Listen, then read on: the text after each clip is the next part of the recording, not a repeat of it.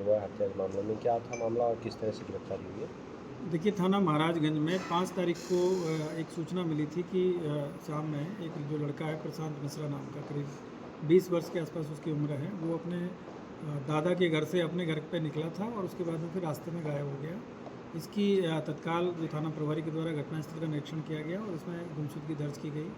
अगले दिन जो प्रशांत मिश्रा हैं उनकी जो डेड बॉडी है उनके एक पुराने घर के जो वहीं घर के पास में ही है, उसके अहाते में बाउंड्री वॉल के अंदर पे मिली। और उसके बाद में इसमें 2 लोगों के खिलाफ में 22वां में जो तहरीर प्राप्त हुई थी, एक कृष्ण चंद्र मिश्रा हैं और दूसरे हैं कृष्णमणि मिश्रा जो कि जमुना प्रसाद के ही पुत्र हैं और ये वहीं उसी गांव के ही रहने वाले हैं और इनके दूर के रिश्तेदार हैं। उसी पे हमारी जो टीम है इसमें लगातार, इसमें चूँकि घटना थोड़ी सी इस तरह की लग रही थी कि लड़का अपने दादाजी के घर से अपने घर जाने के लिए निकला और उसके बाद में रास्ते में गायब हो गया। और जब ये सारी चीज़ों की जांच की गई तो पता चला कि जिनके ऊपर आरोप लगाए हैं वो अपने घर पे ही थे उस समय।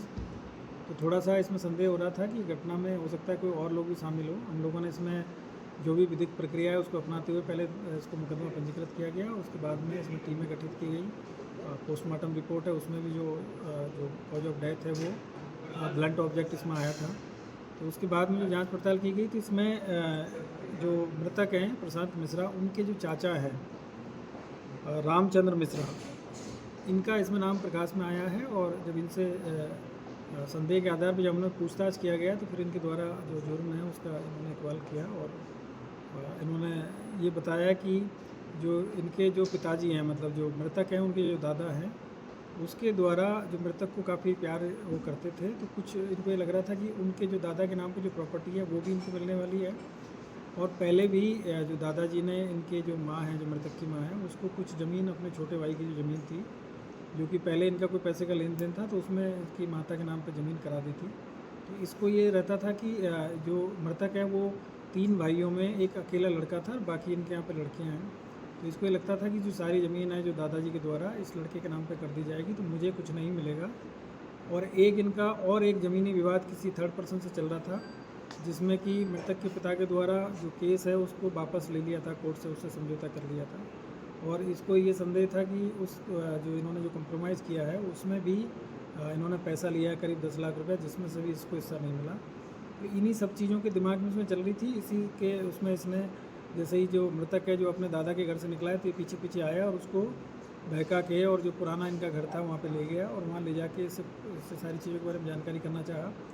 जब लड़के ने बताने से मना किया तो फिर इसने उसको पीटा और पीटने के बाद में उसने भी प्रतिरोध किया। तो उसी दौरान फिर इसने वहीं से जो ईंटा जो पड़ी हुई थी उसको निकाल के और उसके ऊपर प्रहार किया और उसके चेहरे पे, उसके सिर पे कई प्रहार किए और उसी पे वो वहीं पे फिर वो बेहोश होकर गिर गया और फिर उसकी डेथ हो गई। और उसके बाद में ये वहाँ से जाके अपना कपड़ा वपड़ा सब ठीक किया और उसके बाद में इसने भी एक एलिबाई क्रिएट करने का प्रयास किया कि मुझे भी कोई आदमी आया था जो पीछे से मार के भाग गया, मैं उसको पहचान नहीं पाया हूँ। तो इस पर पहले संदेह नहीं किया घर वालों ने, लेकिन बाद में हम लोगों ने पूछताछ किया गया तो इसने अपनी सारी चीज़ें एक्सेप्ट की है और इस लोग को आज गिरफ्तार करके जेल भेजा जा रहा है और इसके खिलाफ विधिक कार्रवाई इसमें की। मोटो सिर्फ प्रॉपर्टी था सर?